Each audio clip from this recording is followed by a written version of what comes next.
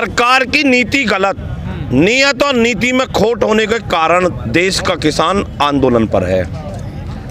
जमीन जब लूटी जाती है, जब सारी चीज बताई जाती है कि आपको ये चीज मिलेगी, लेकिन जमीन को कब्जे में लेने के बाद उसका मुआवजा नहीं दिया जाता। जिस जमीन पर वहाँ उद्योग लगाए जाते हैं, जिनकी जमीन जाती है, उन बच्चों को रोजगार नहीं मिलता। उस जमीन के बदले में जो 5, 6 और 7% के प्लॉट दिए जाते हैं, वो प्लॉट नहीं दिए जाते। हमारी आबादियों को नोएडा, ग्रेटर नोएडा और यमुना प्राधिकरण अपनी ज़मीन बताता है, उस पर अपने नाम दर्ज कर लेता है। ये बड़े इशू हैं और कहता ये है कि हम किसान के हित में काम करते हैं।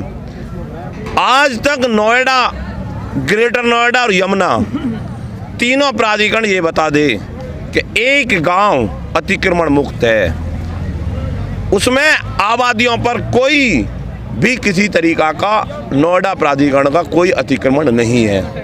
अधिग्रहण करने का तरीका गलत है क्या? चमकीली कोठियों में बैठकर अधिग्रहण किया जाता है। जब तक चमकीली कोठियों में बैठकर अधिग्रहण होते रहेंगे, तब तक देश की हालात यही रहेगी। जो करार हुए हैं उनमें से कौन कौन सी मांगे रह रही हैं अभी आपकी? हमारी तो सारी रह रही, हमारा तो मूल मुआवजे नहीं मिले। बहुत से किसान ऐसे हैं यहाँ पर जिनको उनके मूल मुआवजे नहीं दिए गए।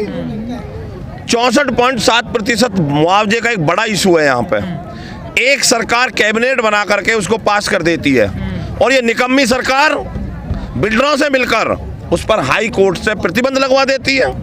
ये 64% वाला जो है, ये करार में था या ये कोर्ट का जो फैसला उसके बाद से ऐड हुआ है? नोएडा और ग्रेटर नोएडा में कोर्ट का आदेश था। यमुना विकास प्राधिकरण को समाजवादी सरकार ने राजेंद्र चौधरी जी की अध्यक्षता में, उन्होंने ये कहा कि अगर वहाँ पर कोर्ट दे सकता है तो हम यहाँ कैबिनेट करके इनको 64 दे देते हैं। करीब 70% किसान को कैबिनेट करके 64 बांट दिया।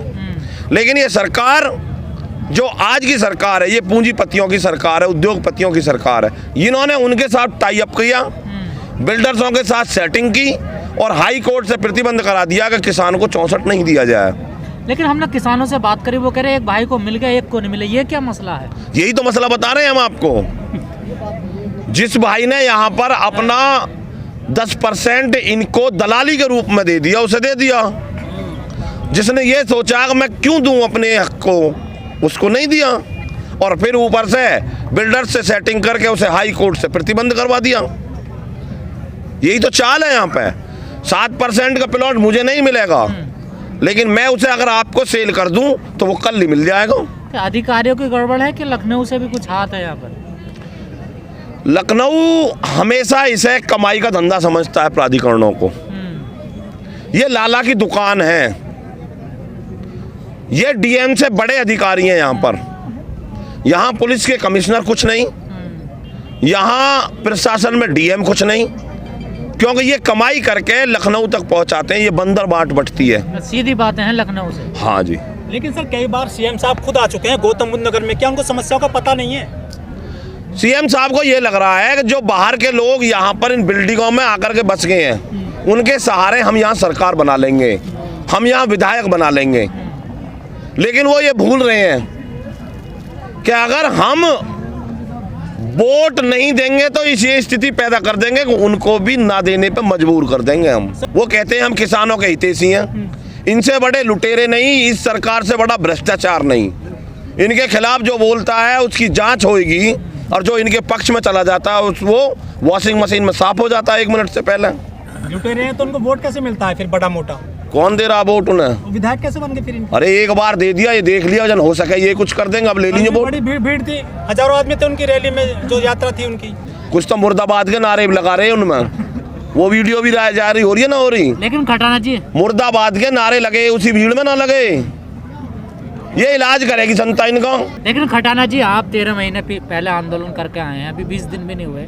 कृषि मंत्री फिर कह रहे हैं कि हम कानून दोबारा लाएंगे। तो हम भी दिल्ली दोबारा आ जाएंगे। दिल्ली को दूर है, यूआई दिल्ली। तो आंदोलन को फर्क नहीं पड़ता क्या? सरकार फर्क ना पड़ता तो ये कानूनी की वापस लेती आंदोलन के फर्क की वजह से तो वापस लिया। ये डीसीपी साहब ये कह रहे हैं कि तीनों प्राधिकरण के अधिकारी एसीओ तो आ लिए, नवेड़ा को भी आ गए, यमुना को गेट लोड़ा को आ गए, यमुना को सीओ बैठा हो। तो भाई इनकी बात मान ले ना, बता दो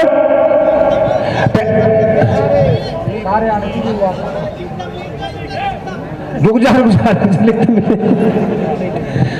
भाई, विचार बना लेंगे, कमेटी बना लेंगे, जो निर्णय लिया जाएगा वह विचार करके दे देंगे निर्णय। कब हमारा तो निर्णय ही हुआ है, ठीक है भाई, कमेटी जुतरे हमारे, देखो फिर वह भी प्रभावित जो है ये नवेड़ा के भी है, किशोर नवेड़ा को भी यहाँ बैठा, यमुना को भी यहाँ बैठा और ग्रेटर नोएडा का भी बैठा, तो सारे ने बुलाया के अपनी मीटिंग कर लो, जैसा भी मतलब निर्णय लोगे वही निर्णय पे निर्णय थारा होगा और वह भैया फतेह हम करेंगे।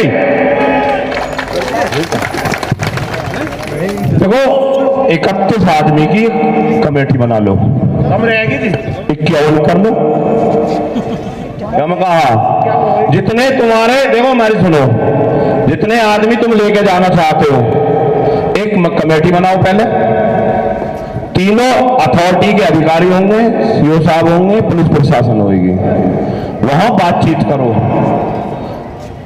समस्या का समाधान होना है, समाधान नहीं होना तो कुछ नहीं होना, और लिखित में समाधान होना भाई, वो सब देखें। तो एक पहले बनाओ कमेटियां, उसके बाद डिसीजन लो।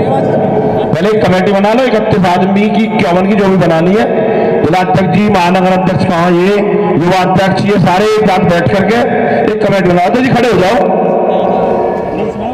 कमेटी बना लो भाई। 51 आदमी की कमेटी है, 3 प्राधिकरण के किसान यहाँ बैठे, तीनों में बराबर। पिछले 13 महीने से आप लोग आंदोलन कर रहे लगातार देश भर के किसान, लेकिन कृषि मंत्री तो कह रहे हैं कि कानून फिर हम लागू करेंगे दोबारा से, तो क्या फायदा इन आंदोलनों के?